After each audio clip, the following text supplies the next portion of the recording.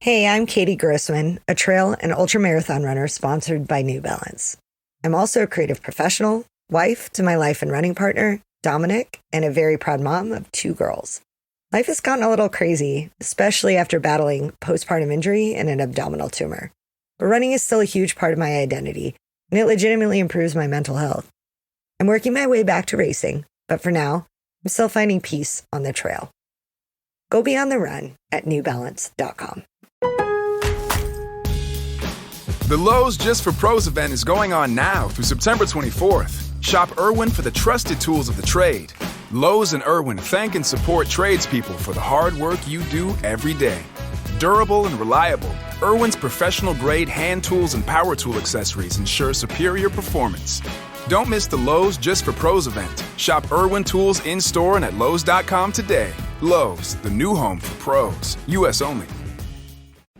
Hey guys, I am just jumping in before we get underway with this episode to let you know that on October 23rd, that is Friday, the doors to the HA Society are closed. So if you want to be able to come into the membership and chat with all of the amazing women, I actually am so amazed and surprised and proud of myself of how many of you guys are in there right now, and it's like popping off in there. I'm so pumped. It could not be going better. So if you want to come on in with all of the other girls that have HA, who have recovered or waiting on their second, third periods, and you want to come in and talk shop about everything and anything HA related, come on in. Head to thehasociety.com or go to the link in the show notes to join now before the doors close and it doesn't reopen again till the next new moon. Seriously, that is when I open the next one. So I'll see you guys there and enjoy the show. Hey, and welcome to the Hypothalamic Amenorrhea Podcast, an adulting advice podcast production. I'm Danny Sheriff, and this is the place to come if you care about getting your period regularly. This podcast aims to educate, inform, and keep you motivated on your period and HA recovery track. Let's dive in. And quick disclaimer, guys, I am not a doctor, and this content is not intended to be a substitute for professional medical advice. Always seek the advice of your physician. Hey everyone, welcome back to the HA Podcast. I'm here with my good friend Ali Carey. And welcome, Allie. Thank you. I'm excited to be here. Honored to be here. It's going to be a fun conversation. Yay, yes, I'm excited. I generally love chatting with you, so it's going to be great. Can you tell everyone who you are and what you do, basically what you are going to bring to this show today? Totally. Well, just a little bit more about me. I'm a born and bred Vermonter. I have lived here my whole entire life. I live here with my fiance, and we're getting married in October, which is super exciting. And here at home, I'm a nutrition coach, and I also coach CrossFit.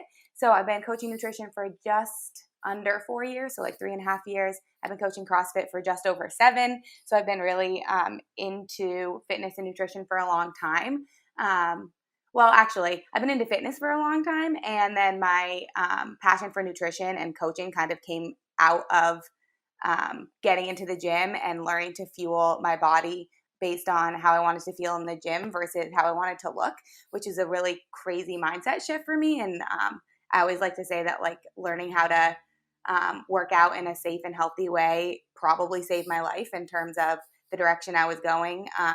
And so I just love giving back to others and hopefully heading other people in the same direction I came from, in the direction I'm going in. So that's where my passion for coaching kind of came from, and nutrition. Cool. I love that you're called a Vermonter. I know. So you obviously bring quite a few years of experience altogether, which is why I wanted to have you on the show. I assume over that long period of time, your perspective from when you first started to where you are now is completely different. Like your perspective on the fitness industry and what it actually means to work out in a way that's good for you. And like Totally. we all go through that. We get into it. We get really into it. Yep. And then we find balance. Hopefully. Yep. We hit So that that's why I wall and wanted then to we're have like, you. oh, wait. Exactly. That's why I wanted to have you on the show. So I'm chatting with registered dietitians, nutritionists, functional nutritional therapy practitioners, health coaches, exercise physiologists, like tons of different experts. And so what you bring to that is basically like almost, I almost should have started with you in a way, right? Because it's like you're sort of that barrier between the average person just getting into fitness and a person maybe getting to a point where they need some guidance and help with their nutrition or their health, that kind of thing. So Totally. this is like a person's going to walk into the gym, they've never worked out before, they don't know a carb from a fat, and they're like you're kind of one of the first people to help a lot of these people start the learning process. So I wanted to chat with you because I also think there's people can gain a lot from that period of time in their journey if they work with the right person and someone that's going to help them and not hinder them. So I'm excited today to talk to you about how you deal with clients that you see who might be struggling, and also what people can look for when they're finding the right coach for them, whether it's in the gym or a nutrition coach. Awesome. Yeah, I'm excited. Yay. Cool. So what is the difference between what you do as a nutrition coach, and what, say, a nutritionist or a registered dietitian would do? Because there's lots of misconceptions. So Definitely. That's a great place to start for sure. And the first thing to remember is that nutritionists and RDs can be nutrition coaches, but not all nutrition coaches are necessarily nutritionists or RDs. So like a nutrition coach who does not have like a registered dietitian certification, like we can't order labs, we can't prescribe supplements. Whenever I'm working with someone, I will always ask them and tell them that they need to speak to a doctor before adding anything like supplement wise to their routine, things like that. Nutritionists and RDs have to sit for specific certifications and trainings to like be considered a nutritionist or a RD. And so like an example is I have a master's in nutrition and human performance, and I also have taken a lot of different like accessory certifications, but I'm still not like, I didn't sit for the test that would make me a registered nutritionist or RD. So figuring out like where scope of practice is really important, both as a coach so that you know when you need to refer out, and also as a client looking for a coach, depending on what you're looking for and what you specifically need. So like if someone's working with me in like from an HA perspective, if they're going to need to be supplementing with certain things or drawing labs to figure out if they're deficient in anything, that's something I would refer out. And then they could give me that information and I could be like, all right, here are the foods and the lifestyle habits we can use to reach those goals, versus at being like, this is what you're deficient in. So I basically can work like in conjunction with people once they get that information back from a registered nutritionist or even just like a PCP or something like that. I wanted to start to kind of add on, if you were to work every single week with a registered dietitian, that's just not really a thing. There's not a lot of registered dietitians that meet with you every week. They meet with you, every few weeks after you've implemented a protocol for a while. So what is a cool thing about nutrition coaches is you can work with them on your protocol with an RD, for example. So you could get this, like my RD said this, and this, I need to implement this. But sometimes then you get pushed off on your own to figure it out. Not all the time. There are lots of RDs, especially now, who are offering coaching because they see that mental and behavioral side of like implementing the changes is really hard. But nutrition coaches, I feel like this is where they can really, really shine to support people, not just with the what to change, but the how to change it. Definitely. Like we can't say for sure that every dietitian is only going to have 15 minutes to 30 minutes with you. And then you got to kind of figure it out. But that can definitely be true in some clinical settings. So I like to think about the coach side of being a nutrition coach as being, yes, I'm here to give you nutrition information and help you from a nutrition standpoint, but it's also like being the master in personalization, right? And accountability. And those are the two things that are really huge when it comes to implementing a nutrition or fitness or habit change in your life, and then not only implementing it initially, but then having it carry out through the rest of your life or for the rest of whatever that period of time needs to look like. So we're kind of masters in accountability and then creating sustainability through really getting to know each individual or the people we work with. And it, like you said, like some RDs and some nutritionists are also coaches and do a great job with that. But coaches can definitely help bridge that gap a little bit when needed. Yeah. And then just like a little added benefit to the nutrition coach is typically they're a lot more affordable. Yes, definitely. Yeah. Mm-hmm. Yeah. So that's kind of the benefit of working with a nutrition coach who is an expert in your behavior and getting when you're dealing with something like HA or like a hormonal imbalance issue. Mm-hmm. If you have got perfect labs or whatever, and you're not trying to help a specific health issue, sometimes you can just go to your nutrition coach and start from there. And you're like, hey, I just want to work on my relationship with food or something. Totally. But when you are working through something like hypothalamic amenorrhea, you want to have the guidance of an RD or a nutritionist. Ideally, not everyone has to have that. And a lot of people listening know, like, if you just want to follow the no period now or all in protocol, or you know what to do, you've read plenty of resources, you can just basically get your protocol and get your nutrition coach to help you stick to it. Yeah, and there's nothing wrong with that. Like, that's the huge thing is I think a lot of people are like, well, I know what I have to do. Why can't I just do it? And the reality of the situation is most people need some kind of accountability, and there's nothing wrong with that.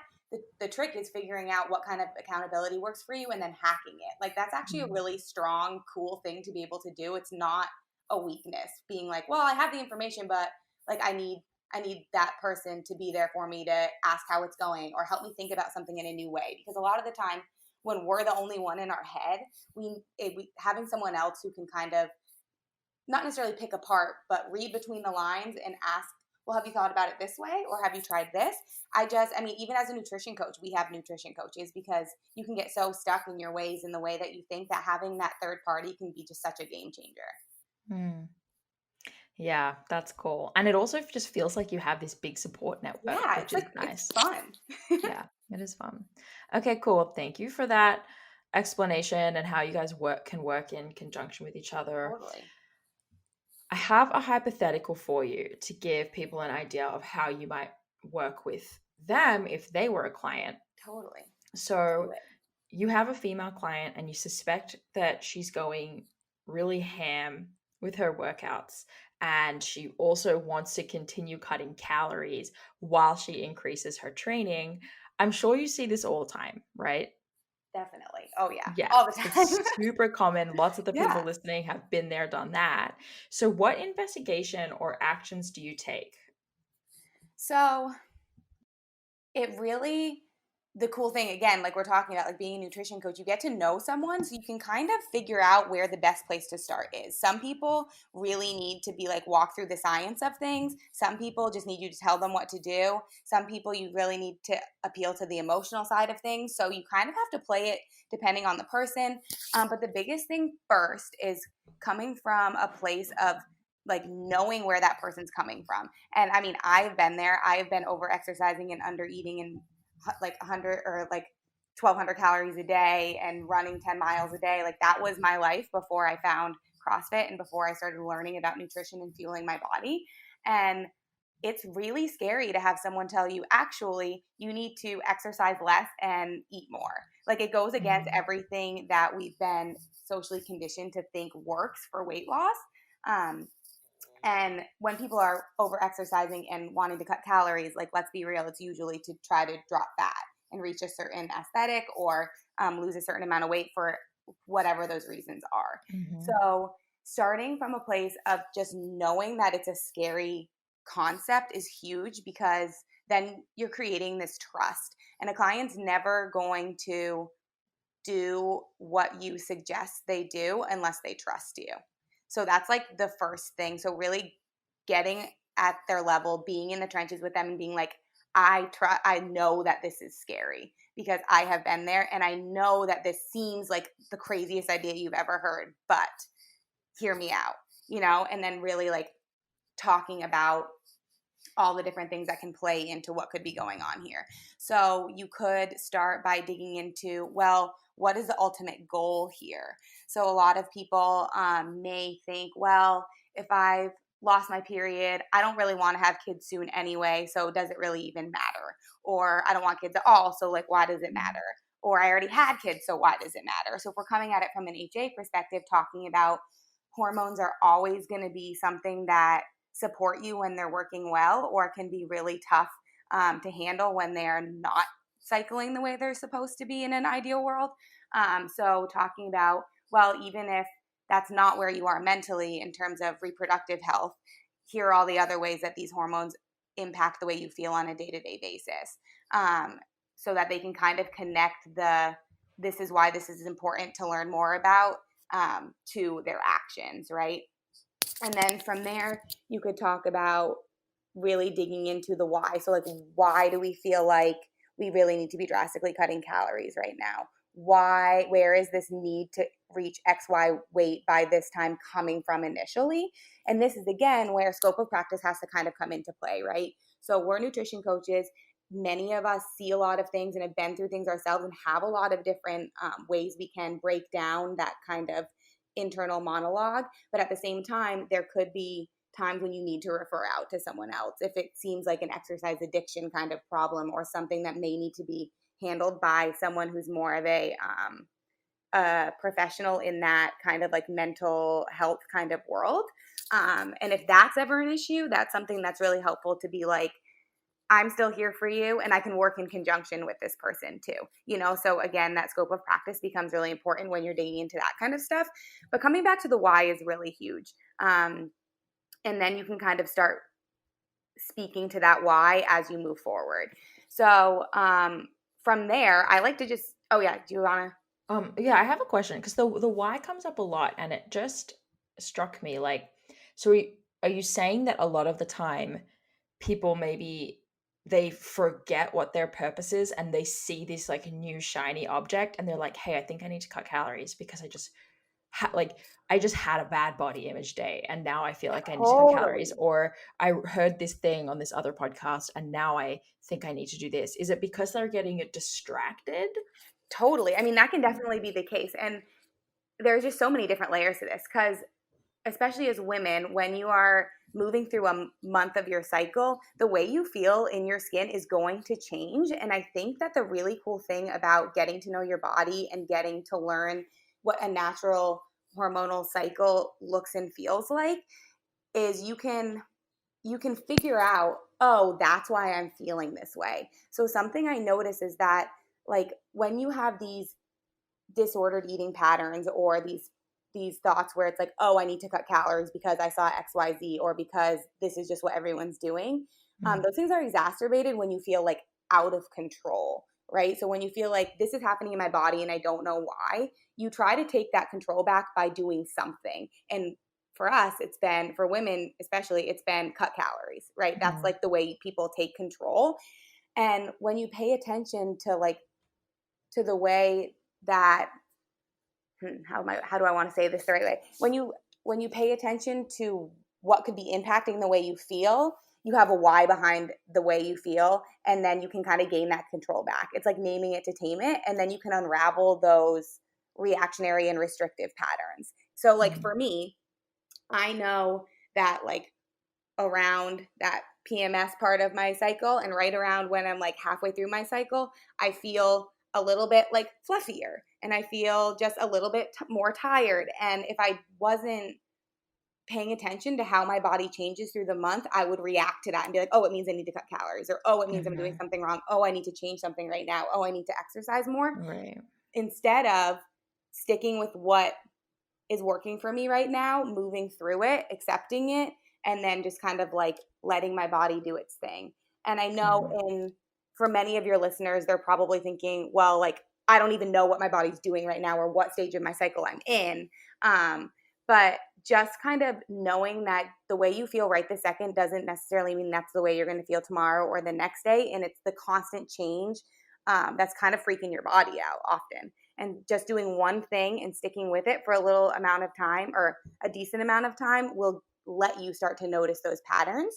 But if you're constantly changing things, reacting to how you feel on a day-to-day basis, your body's just gonna be more confused, and you're gonna be more confused about what's going on in your body. So yes, it could totally be, to wrap it around to your question, it could totally be just getting distracted by that thing, that new shiny thing. It could totally be losing that long-term why based on how you feel today or for a couple days. So there are a lot of different things, but a lot of the time it just comes down to like, well, why do you want to lose that weight? I want to feel really confident in my skin. Why do you want to feel confident in your skin? So keep asking these why questions to yourself or to your clients if you're listening to this as a coach. Like why? So why do you want to feel better in your skin?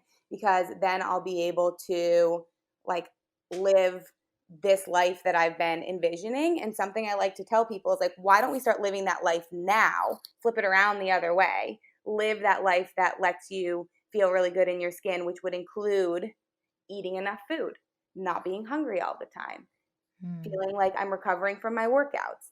Those are the things that are going to get you to your why and your long-term vision, but they're also the things that people feel like they can't do on their way there. It's a very interesting, like backwards way of thinking, I think. So I kind of like to flip it around the other way. So instead of, here are these things that get me to my why, and this is the life I want to live that life now.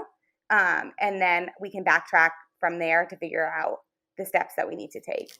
Yeah, so to come back to that original hypothetical question, after we get past the why, I would probably just start like laying out some science for someone who just needs a little bit more of a like reason why we need to cut workouts a little bit, and the reason why eating a little bit more can be helpful. So with workouts, especially recovering from HA, and I'm sure you've talked about this and you're going to have other fitness professionals on here who are going to dig into this more than I will, and in a much more like round or complete way. But basically, when you're dealing with hormones, higher stress levels in your body are just going to make everything more wacky, right?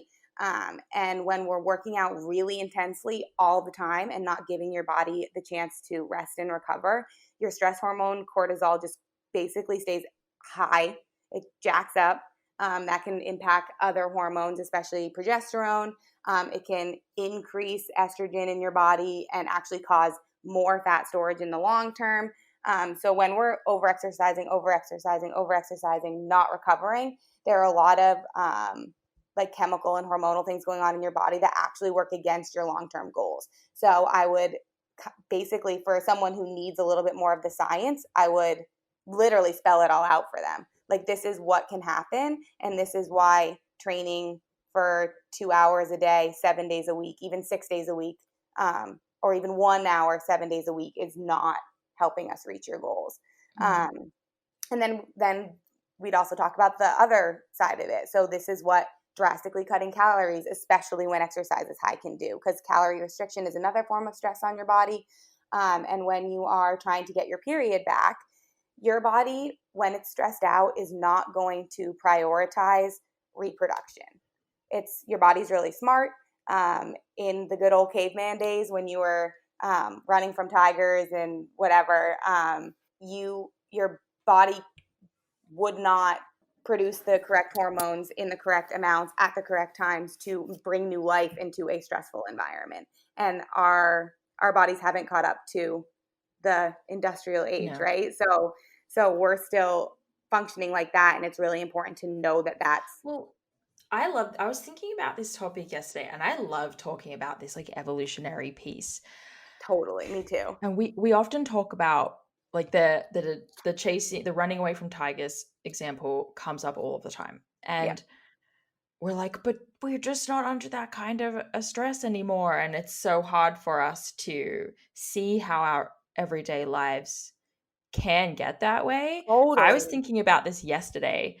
And I only realize it in hindsight more and more like recently, that when I caught HA, I was like, I was in that situation. Like I was kind of living like a prisoner of war or something, like where I was working 7 days a week, getting up at 4 a.m. to start work, driving an hour after work to go and train for 2 to 3 hours, and coming home, and at the same time restricting my calories. And on this show, we generally do say numbers.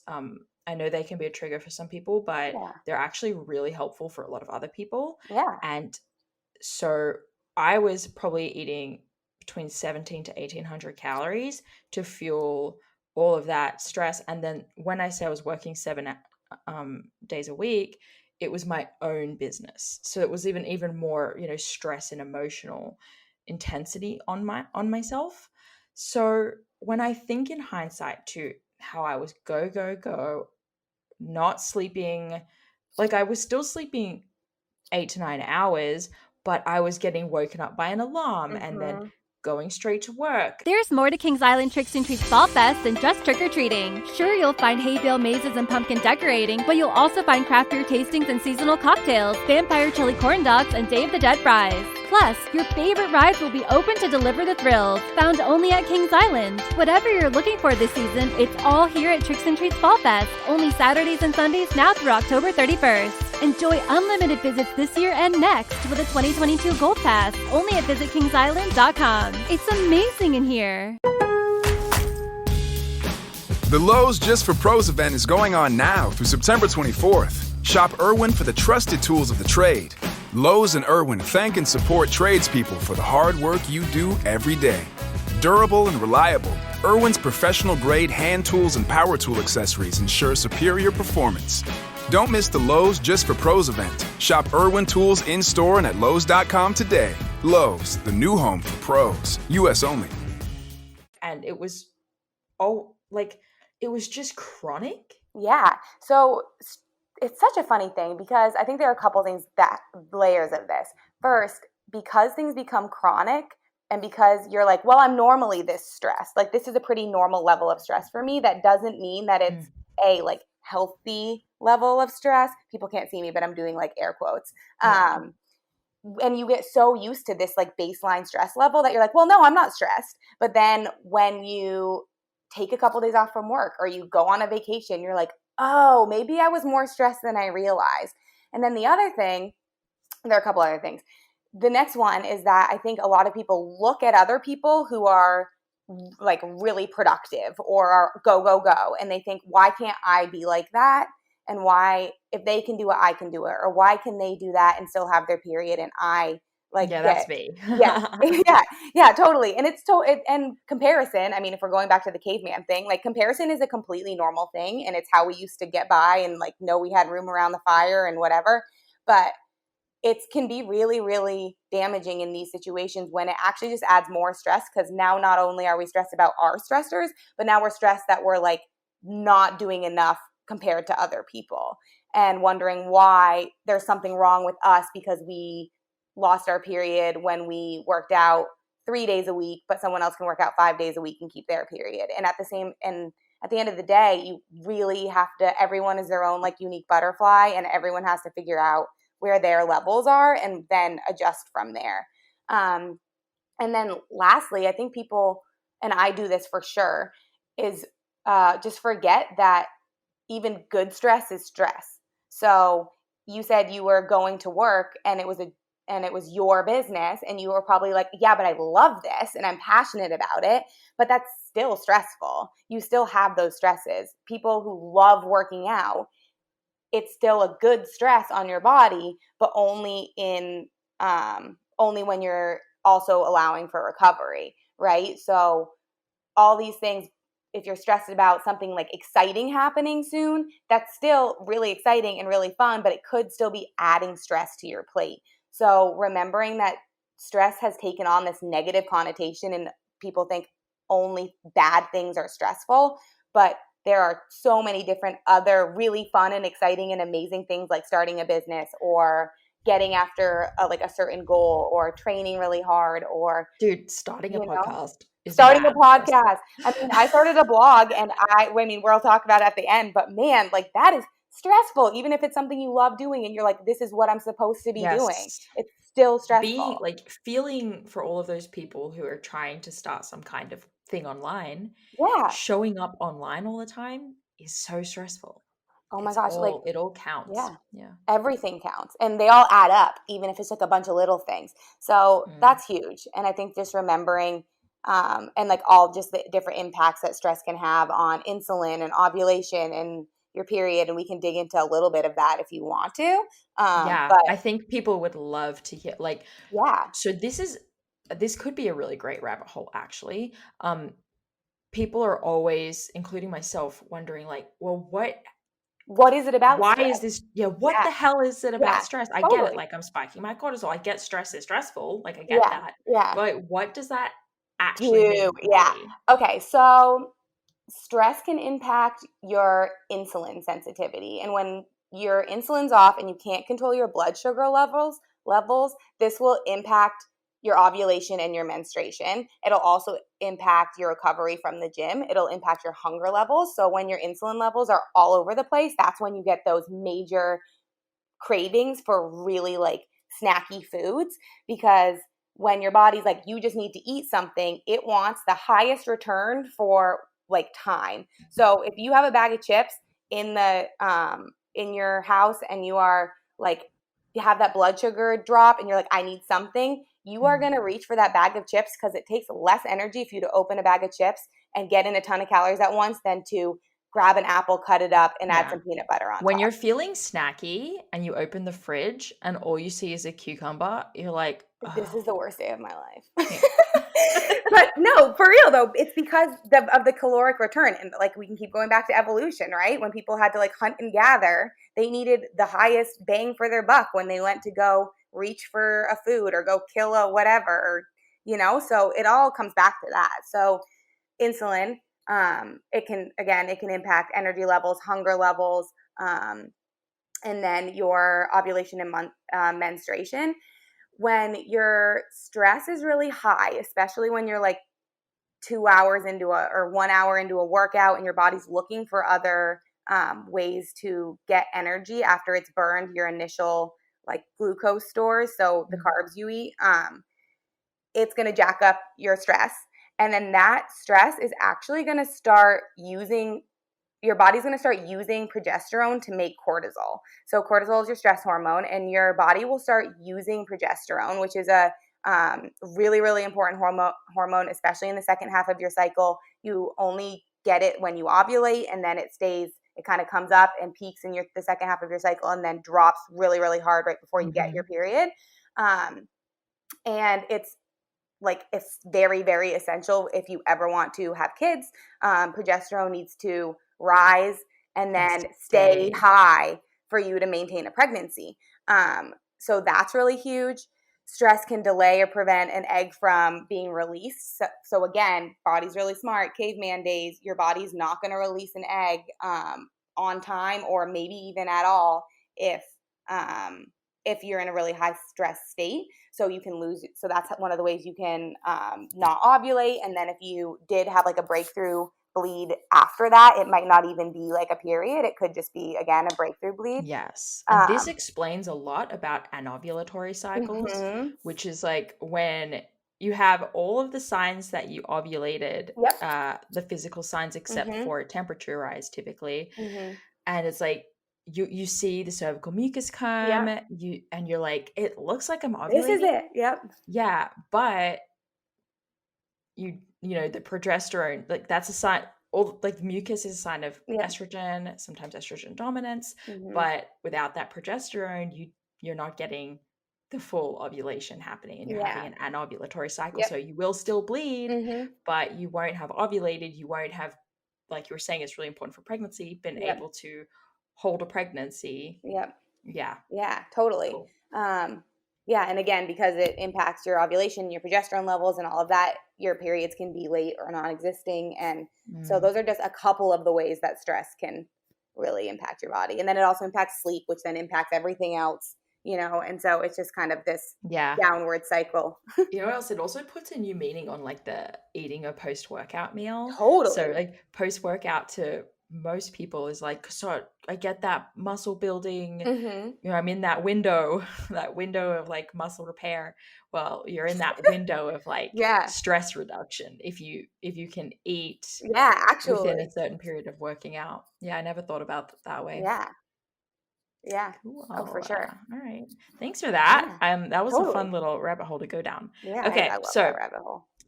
you like back to this hypothetical, right? How Yep. would you approach a client who is less able to see it than you are? So maybe they're obviously, it's very hard to get people to understand the science, even if they revisit their why, Totally. even if you've explained it. It's so hard because we're always being told do more, eat less. Yeah. So, and I know that nutrition coaches all the time get their clients questioning, should I be eating this much food? Mm-hmm. They're like, oh, and they're full of, we're all full of these excuses too. Oh, Like, this is totally. just too much food. I Yeah. can't eat this much food, blah, blah, blah, blah. What do we do What do we tactically? do? Yeah. So, I mean, you said this podcast is all about numbers, and that's kind of where I start. One of the things that's really cool about nutrition coaching, depending on the way you do it, and if you're a coach listening to this, I recommend like making sure you are getting as many metrics from one week to the next as you can, because this is when just kind of presenting the information that you have can be very, very, very helpful. So if someone can't see something, I mean, we live in our bodies every day. It's very hard for us to see like step out of that and see what could be going on because we just live in our brains, you know? So again, this is when tracking as many metrics and as possible and different inputs can be really, really helpful because then you can just lay it out. So for example, you could talk about the way weight's trending. If someone's been taking their weight every single morning at a consistent time, like before they eat breakfast to make sure everything's consistent from one day to the next. You could talk about so that they're not so hung up on one weight because we know it can fluctuate from one morning to the next based on a whole host of factors like sleep and stress and how much you ate and what time you ate and all that kind of stuff and where you are in your cycle. You could talk about different mood metrics, so like mood and energy and stress, and maybe you notice a pattern that their stress comes way down and their mood and energy come way up when they eat more, right? And you could literally be like, on these dates, you told me you felt like this, and this is the exact amount we were eating, and this is how much you were sleeping, and X, Y, Z. So tracking as many metrics, like exactly what people are eating, taking pictures once a week, taking measurements, rating all those mood metrics, and then anything else that you are working on. So hours of sleep, how much someone's drinking, water-wise, but also how much someone could be drinking alcohol or going out to eat or eating processed foods. So the more information you have, the more you can just give them black and white, people cannot, well, they might try, but can't argue with the numbers, right? Like this is what we saw when this was happening. This is what we saw when this was happening. This is what you told me when this was happening. And then you can literally just turn it around and then open up a conversation to then make the next decision together. And then just being patient, like to an extent, sometimes you have to let people just kind of work through something that they're convinced is going to work for them. And then you never want to put someone in a position where they're unsafe. And yes, we don't want clients to crash and burn, but there will be some times when I'm like, okay, if that's what you want to try, we'll try it for a couple weeks and we'll see how you feel. And a lot of the time people kind of have to hit that wall of like, ooh, I really don't like how uncomfortable I feel right now, to then turn around and try something that you suggest. So again, like you have to be careful with that one. And we would never recommend or condone something that's actually putting someone in an unsafe place. But at the same time, it is coming back to that first question about just like being a coach and building trust. Sometimes you have to kind of like meet someone in the middle. And that's really, really important for sure when it comes to anything like this, is kind of figuring out, okay, like, if you are so convinced that you need to train 6 days a week, let's cut down 20 minutes each day. And you can still train 6 days a week, right? And let's see how you feel. So kind of meeting someone in the middle and just really empathizing with where they are, and then seeing if they notice an increase in energy or maybe even a drop in weight and that kind of stuff, so that you can have that information to then go off of going forward and use how their body is responding and how they feel in their body to then tell them this is how we're making this next decision. So that's like the biggest one, I think, is definitely just having those metrics to use in terms of showing someone what they may not be able to see themselves from the get-go. Cool. That explains a lot about the value of tracking things like just how you feel, your mood, your energy, which can sometimes feel like maybe fluffy why? numbers. Yeah, It's like, totally. why when we can literally just track my weight compared to how much I'm eating?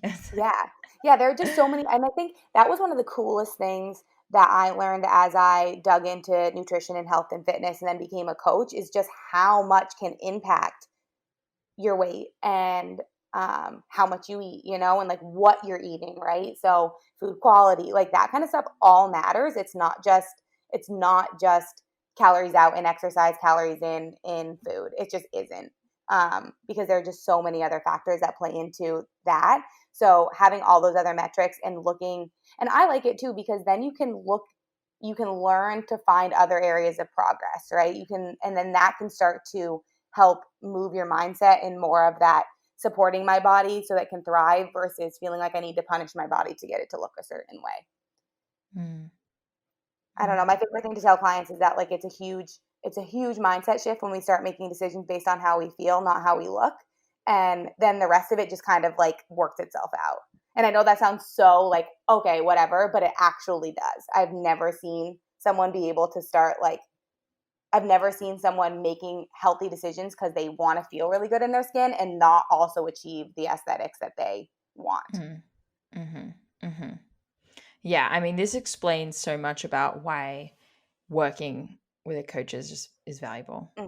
Totally. If you don't, you can't like objectively look at all of those metrics by yourself. No, you can't. Yep. And then, I mean, aside from that too, like a nutrition coach is quite practiced at looking at all these people. So like I could review my own data for hours and be like, oh my God, what does any of this what does mean? It mean? Yeah. But when someone has done it over and over again, I mean, it sounds super, super valuable. Okay, cool. So I have a listener question. Every now and then listener questions match up perfectly with an interview I have coming up. So I bring it onto the show. Yay. I'm into it.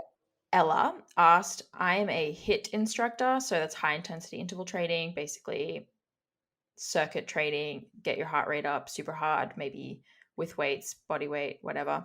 Okay, I'm a HIIT instructor and still teach twice a week. This is a person who's trying to recover from HA. Is there any way to recover my period and still teach? So i.e., if you're not meant to be working out super hard, but you still need to do your job, what tips do you have? That is such a good question.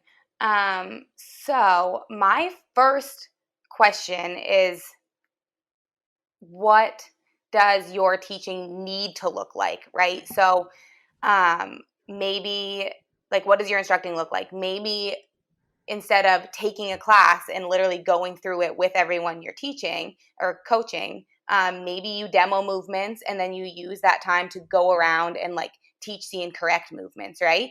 You could be giving even more to the people in your class by going around and making sure they're moving correctly and safely and pumping them up than they would get from just watching you do the workout with them, right?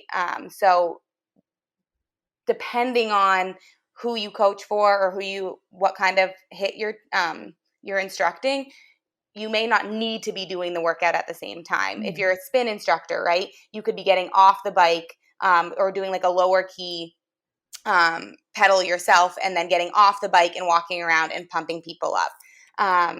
You could demo weights at like a lighter weight with just an empty, I don't know exactly what kind of HIIT they're doing, but just lots of examples. Like if you're a CrossFit coach or like coaching Orange Theory or something, you could demo movements with much less weight, much less intensity, focusing on the way someone's body should be moving versus how fast someone's body should be moving. And then I guess for coaches in general, just like leading by example. So this kind of just popped into my head, but I know for me, like a lot of my athletes in the gym didn't take rest days or didn't take like a lower key workout day until they saw their coaches doing it, you know, or someone that they trust in that industry doing it. So knowing that you can go into a workout and just having it be like a flow workout for you. And it sounds like those two classes aren't like your form of exercise necessarily. So you can keep them pretty low key, keeping your heart rate down, all that fun stuff, and still be the instructor and have that really awesome presence and pump up your athletes and all of that fun stuff without necessarily crushing your body at the same time. It's a little bit hard to answer without knowing exactly what the rules around her coaching need to be. Because this isn't, I know, because this is an interesting question. Like, why are you working out at the same time as you're teaching? So it's now I'm imagining this is like a spin class instructor or something, right? So that's like your example of, get off the bike and walk around and talk to people one-on-one is like a good way to get off the bike. And just being open about like, hey guys, FYI, you don't have to say I have HA. But you could be like, I've been working out a lot this week, so I'm taking it low key. So I'm going to be like on the bike. Totally. I'm going to tell you what to do, but I might not push as hard as I want you guys to, and just be open about it, because sharing what you're doing is very educational for these people, because otherwise they're looking at you thinking, oh, it must be nice to be an instructor for this so that you can work out 6 days a week, 3 times a day. It's like you're helping them by explaining that you need to chill out. Yeah, you're like giving people permission to do the same thing in their lives, in their training, you know. And if it means you have to have a conversation with your boss, if you're working for someone who expects you to be like crushing your body at the front of the class, maybe that is just a really great chance to open up a conversation about, hey, like this is what's going on. Again, you don't have to say I have HA, but you could say I'm working, like I'm really just needing to take a little bit of time to lower the intensity for my body, for my health right now. I'm thinking about coaching class this way. What do you think? You know? And so just having an open and honest conversation about it with whoever you need to. But I love the idea of just being open about it and kind of being, instead of thinking about it as this thing that you have to hide, it's actually a really cool thing and a way for you to stand up for other people who are probably dealing with similar things, whether it's HA or whether it's just feeling so burnt out, you know? So it's actually you never really know cool who's in your class right now at their 7th spin class for the week who would like benefit greatly from you chilling out. I love that. It's so good. All right, so we're coming up on an hour, I guess. Whoa. But what I know, it's one of those days where time's going really fast. So what do you recommend people look for in a nutrition coach? Because there's a lot of, like any profession, right? There's good doctors, bad doctors, blah, blah, blah. So what are some things that you might look at? So there will be a little bit of trial and error with some of this stuff. Sometimes you won't know until you get to know a coach, or you won't know until you're part of a specific program. But some things just to kind of keep an eye on are how often are they going to be available to you, and does it fit like what you need support wise? So like we were talking about when we were talking about nutrition coaches who may be a little bit more affordable and you get to talk to more versus an RD you see once a month for 15 minutes, or maybe it's longer, but just kind of figuring out, okay, what kind of support do I need? And is this coach going to be able to give me that support in terms of like time and even finances, you know? From there, how are you communicating with them? So coaches all communicate differently depending on, some people work remotely, some people work in person. Are you someone who would rather check in with a coach on a computer, through a call, all of that fun stuff? I really prefer computers and like technology because I feel like my clients say things on the computer that they wouldn't necessarily either think to say or be brave enough to say to me, like if we were sitting down for half an hour. And that also gives me the opportunity to give very well thought out answers, and like going to look something up if I need to, or being able to kind of supply someone with the best support I can by giving myself a little bit more time to then respond to a communication with someone I work with. So what kind of forms of communication work for you? And is the coach that you are looking at going to be able to provide that for you?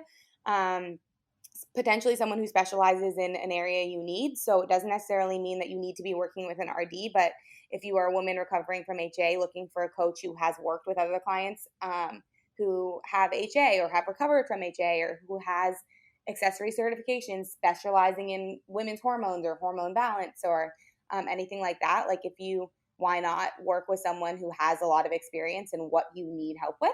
And then just someone who's like really going to get to know you and your body and your lifestyle and give you those specific tips, not just like numbers once a week or once a month and then saying like, go figure it out. I definitely wholeheartedly believe that the magic in nutrition coaching comes from accountability and open and honest communication in that personalization. And then I guess like everything else would just be the flip side of that. So like what wouldn't necessarily work for you would just be the flip, you know? I mean, I have definitely seen usually like bro coaches. So for me, an alarm bell is when you see accounts that show maybe Instagram posts, for example, that are like judgmental about people who are not being successful because I mean, there's like one account that comes to mind. It's I mean, I don't know. It's called Physiconomics, I think is how you say it. And his stuff is very science-based, right? So it's like he'll do little infographics that's just showing, you know, how calorie deficits work in all different ways. And then basically like all the ways you're failing to be in a calorie deficit and then trying to help you understand like you're self-sabotaging your calorie deficits, blah, blah, blah. So he's like very focused on the science of weight loss and not very focused on, I'm sure he does generally do behavioral stuff, but like you can just feel from him that, oh, I'm going to give you all the tools you need to like drill into you that this calorie deficit is the way of life. And so like maybe that's not the right fit for someone with HA. Yeah, I like the idea of kind of like, I mean, we know that Instagram never tells the whole story or like a social account no matter what, but there is a truth to like reading through the language of the way someone's presenting themselves or the way that they present their products or whatever. And like maybe you're listening to this podcast and you're like, this girl sounds like someone that I'd really get along with. Or maybe you're like, this girl sounds nuts, you know? So like you can tell from the way that someone speaks, from the language that they're using, what kind of things they focus on. And yeah, I mean, I guess for anyone with HA, some kind of like bro science, bro coach probably isn't going to be the best fit, but you know, it's like that's a fit for some people. Totally. Particularly the male population. Exactly. And I was going to say like, but that's, I mean, and that's great. I mean, male hormones are on a 24-hour clock. And I mean, that could be a whole other podcast, but like that, and I'm sure that. And just like the societal conditioning around them is just different. Yep. Yeah. So just, I think that there's definitely a truth to like trusting your gut. So if you're reading something and you're like, ooh, like maybe like do a little bit of this is making research. Me feel bad about myself for some reason. Yeah. If you're left feeling like there's something wrong with me, I am like so broken, that's not someone you want to work with. If you look at someone and you're like, I could learn a lot from this person, I'm actually like excited about this, even if it makes me a little bit nervous, I'm excited about this, it's probably a better fit. I don't know. I'm all on gut instincts. Yeah. Follow your gut. Okay, cool. So where can people find more information from you or have chit chat or something like that? So I'm on Instagram. I love Instagram. My Instagram handle is Ali, so ALI_C and then 123. So it kind of rhymes. Ali_C 123. Right. When you get married in October, what's that going to become? I don't even know. Well, his last name is Macy, so I don't know. I have to think. It's not going to, because it isn't going to rhyme, and so I'm probably going to need to change the whole thing. Ali Macy. Oh my gosh. I know. It's really hard. I know. I'm going to need your brainstorm help. Ali C123. Yeah, for now. So get on it in the next 2 months, people. And then I do have a blog. It's healthythankyouMorePlease.com. I've taken a teeny bit of a hiatus with some crazy wedding planning and other life events. And that's okay. I need a little bit of a breather and I will come back to it, but it is still up there. And you guys can totally check it out and communicate with me that way. And when my Instagram handle does change, it will be all linked through there too. But yeah. And then, if you have questions about me and coaching, you can shoot me a DM. I work for a larger company, so I can give you a little bit more information if you're curious. But you can find me on the gram or at healthythankyouMorePlease.com. Awesome. Thanks, guys. Have a good day. Thank you so much for listening today, guys. Please subscribe to the podcast, and if you could head to iTunes specifically and leave a rating or review, that would help so much because it makes it easier for other people with HA who are Googling around to find the podcast really easily. So if you do that, you're doing a service to all of the women. I'm Katie Grossman, the ultramarathon runner sponsored by New Balance. I'm also a creative professional, wife, and mom. Life has gotten crazy, especially after battling a tumor, but running still improves my life, both physically and mentally. Go beyond the run at newbalance.com. The Lowe's Just for Pros event is going on now through September 24th. Shop Irwin for the trusted tools of the trade. Lowe's and Irwin thank and support tradespeople for the hard work you do every day. Durable and reliable, Irwin's professional-grade hand tools and power tool accessories ensure superior performance. Don't miss the Lowe's Just for Pros event. Shop Irwin tools in-store and at Lowe's.com today. Lowe's, the new home for pros. U.S. only.